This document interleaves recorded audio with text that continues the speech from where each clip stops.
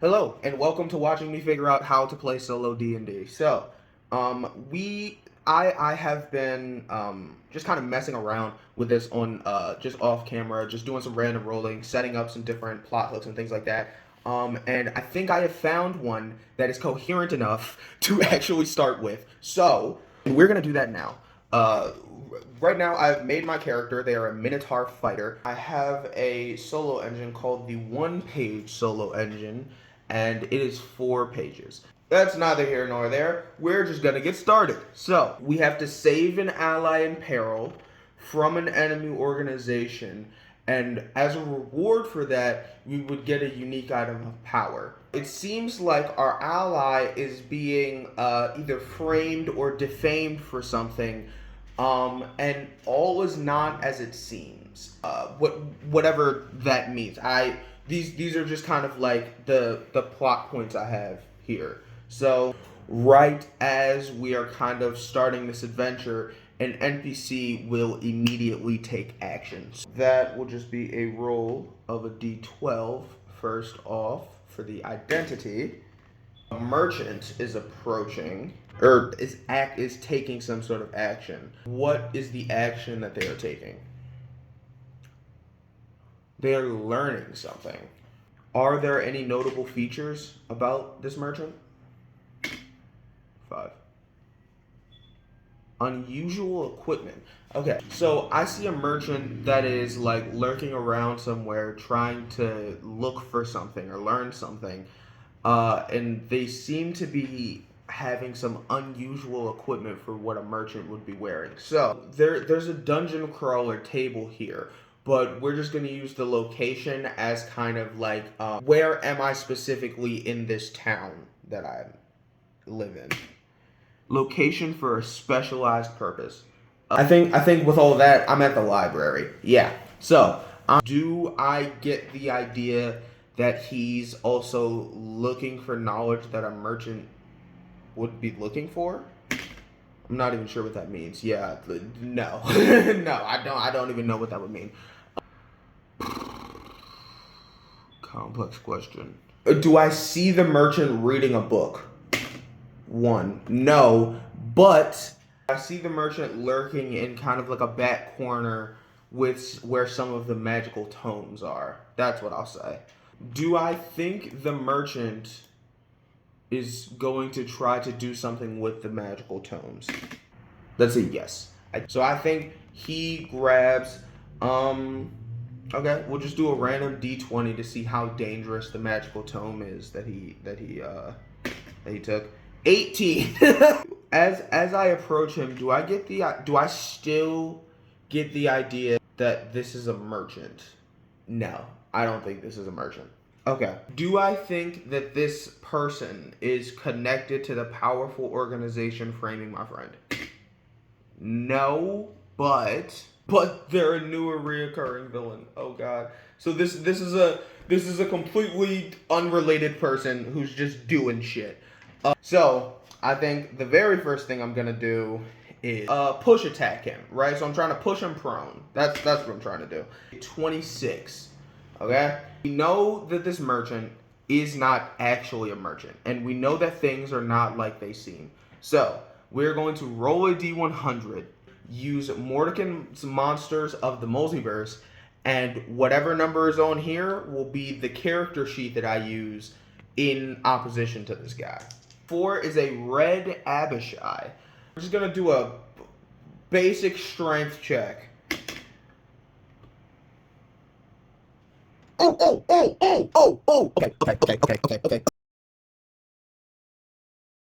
Alright, or you see this merchant guy walk up to the back corner of the library where there's a bunch of powerful tomes of magic. He grabs one off the wall and makes a break for the door. You see a Minotaur try to come up and interpose himself, right, to try and get in between them. And you see this Abishai just swat the fully Heisman this guy into the wall 30 feet behind him. Blampto has flown back 30 feet into there is a Blampto shaped hole in a couple of the bookcases that he has kind of just like been thrown through. How long does it take for Blampto to get up?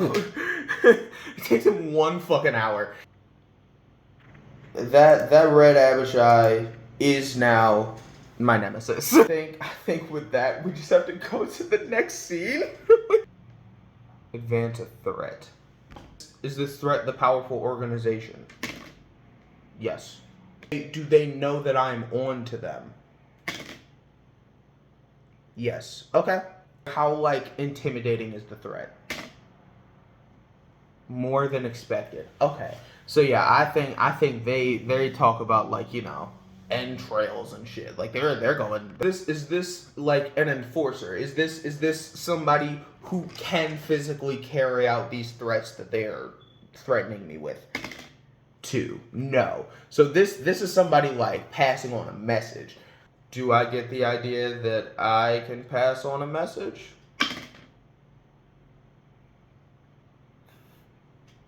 We'll roll a d10, and that will be how dangerous this person is to me. 4. I'll just roll a d100 on, like, every single character sheet I have on a CR4 or below. That is an 83. Let me count this. Durgar Kavalrakni. Kavalrakni. Try not to fucking kill this guy. 13. Okay, 13 plus. Yeah. I think I'm just gonna use my short sword and just leave a little right under. I send that message to show them I'm not scared, but in reality, Blampto is shitting his pants. He also knows they wouldn't be trying to stop him unless he's close. And I think the next step is to just set the next scene. Yeah, Blampto has been approached by one of the Kavalrakni, who is the Kavalrakni is the powerful faction that is trying to frame my friend. Right? Next question, I guess, would be, what are they planning? I don't fucking know. That hasn't been determined yet. It is meant to cause harm. What type of harm? Is it we'll see what type of harm this is. It is some sort of mental harm. So, do I think they're trying to harm the community and then using my friend as a scapegoat? Yes, I do. And I think that I think that he doesn't have to be alive for them to do that. So I think that I have to move quickly. Okay? Question: where was this meeting place? Working or utility area? So I think they called me while I was at the middle of, like, my shift. At Jingle Springs, the premier.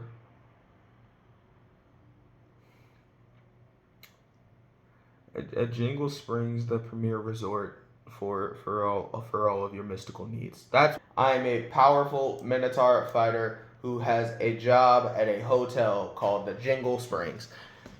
And you know what?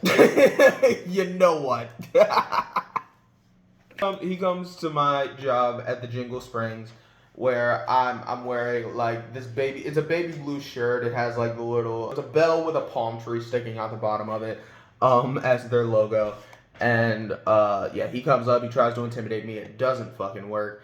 And I pull a sword out of somewhere because I'm at work. I'm a little dink. What do I think the Kavalrakni are, like, trying to do to people's minds?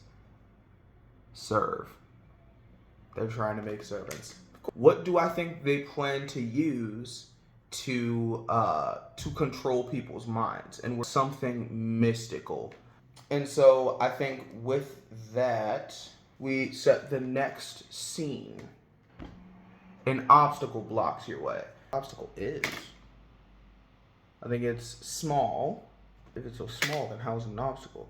Because it is magical. Do I think that this small magical thing is protecting something? Yes. Okay. Is this small object cloaking something? No.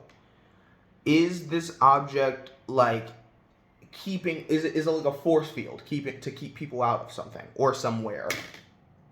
Yes, yes it is. Okay. Do I think that the place that this arcane, abjurative, whatever is keeping me out of, do I think that that's the place I need to go to? Yes. Can I see a way to shut it down? No. Okay. Do I think it's possible to physically destroy this? No. So we're just gonna say that these little small things that are keeping us out of whatever are just like these tiny, or like these like pillars, right? We're gonna say relatively small. So a pillar about this big. It has like a gem at the top. Can I see more than one of these pillars around? Yes, yes I can. What else can Blamdo do? What else would I know of a magic person that could help me out with this? 4. Um, we'll say even because I live here. So yeah, 4 plus. Um, is this magical person also friends with the person I'm trying to save? 1. No, but they had a very long history, like a relationship. It didn't necessarily end on good terms, but but or they don't want anything to happen to them. You know what I mean? Evens, wizards, odds, warlock. Warlock it is. Okay. So I call up my warlock friend Caranthiel, who is a Kenku, which is like a raven person. So I find my friend Caranthiel, and I ask her, "Hey, are you able to make an opening in the wall that I can walk through? Yes or no?" No. I know that Caranthiel has the spell Dimension Door. Do I get the impression that that might be able to get me past this wall? Yes. Yes, I do. Yes, and that's what we're going to do. Do I have the blueprints for this compound? 3. Unlikely. Now, we're going to do a charisma check just to see if we're able to dimension door to a place that, doesn't have a whole group of people. This is a 15 enough. Yeah. 15's fine. I asked Caranthiel, does she want to help? Yeah, she's not going anywhere. She is not going anywhere. Do I hear any sounds outside of the room? Yes I do. What kind of sound? What kind of sound is it? That is a 9. Unsavory. There is an unsavory sound outside of my room. Me and Caranthiel are in this room. We're trying to make a plan on what to do next.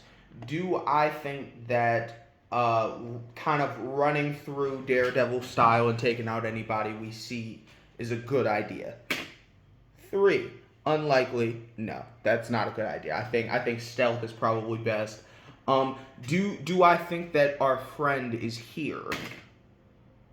Yes, I do. I think with that, I'm immediately going to make a stealth check just to see, how we go about this.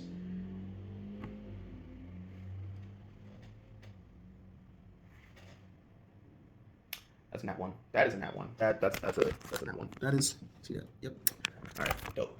That we make the plan to stealth through. I open up the door. I hear something unsavory. I go to try and open the door and see what it is, and I just kind of fall out of the room. Door flies open, and whatever it is down the hall can see me. So we are going to roll a D100 to see what sees me. 45. Water elemental Myrmidon. And so we see this Myrmidon. Is the Myrmidon the only person we see, or the only thing we see? Yes. And it also sees us, and it's making its way toward us quickly.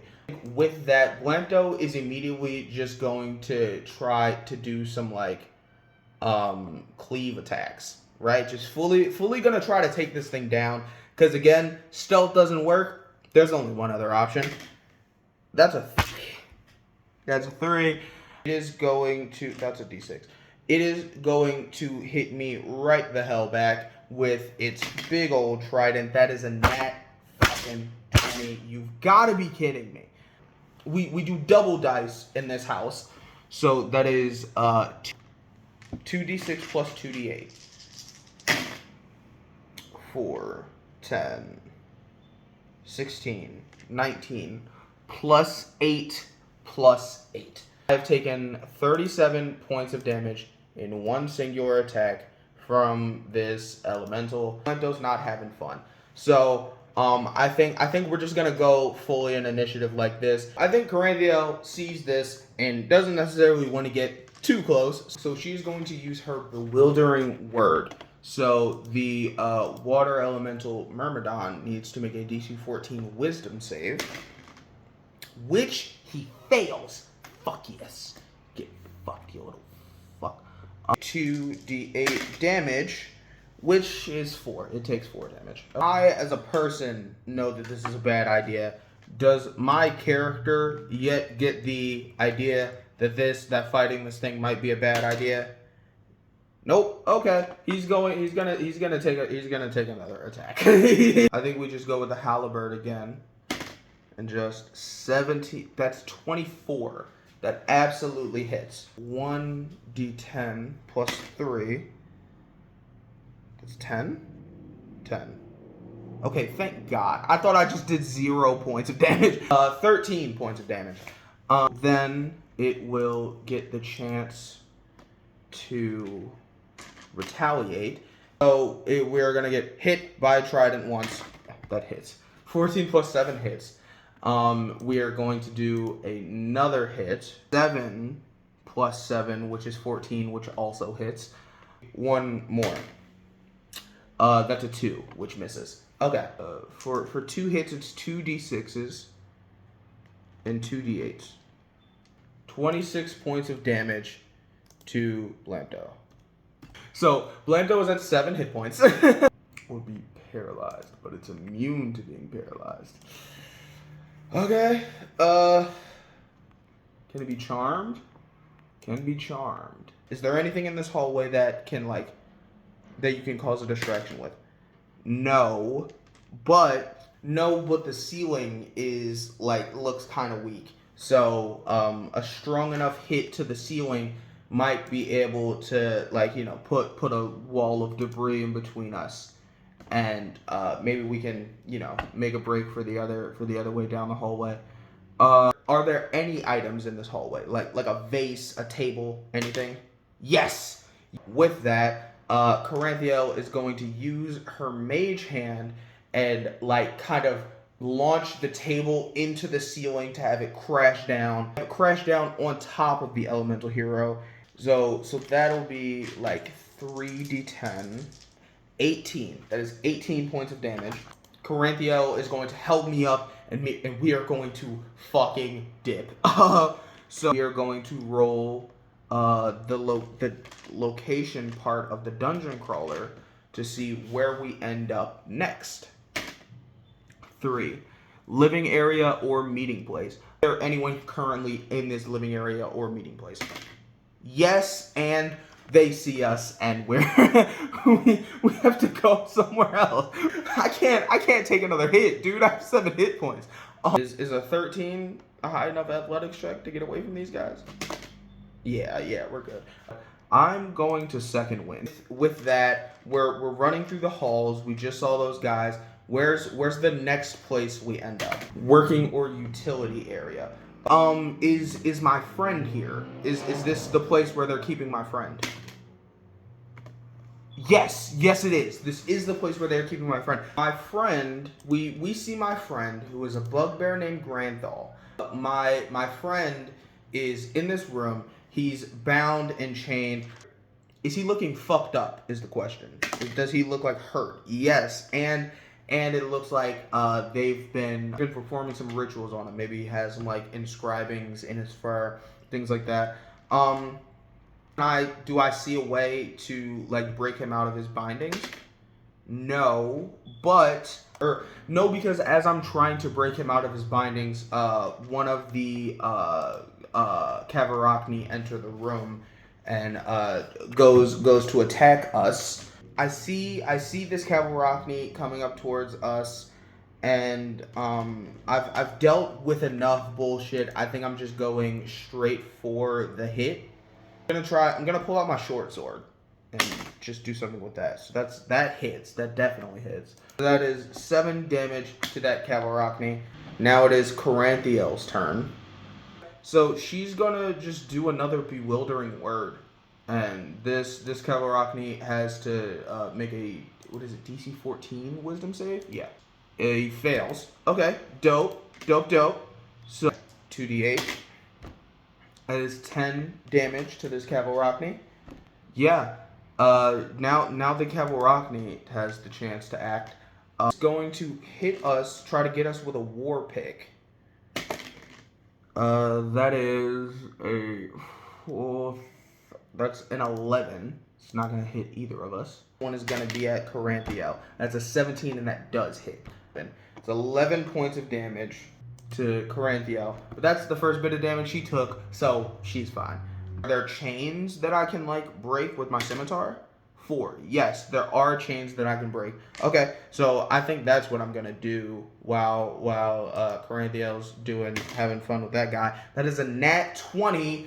I would say he enters the fight. He's not looking too good, actually. He's very weak. So is the Kavarachni still in the way of the door, or do I think I could escape without it getting an attack of opportunity? I do not think that I can get away without an attack of opportunity. I've taken 1 attack already, and so I'm going to take this next attack on this Kavarachni. 16. Meets it. Hell yeah. 1d6 plus 3.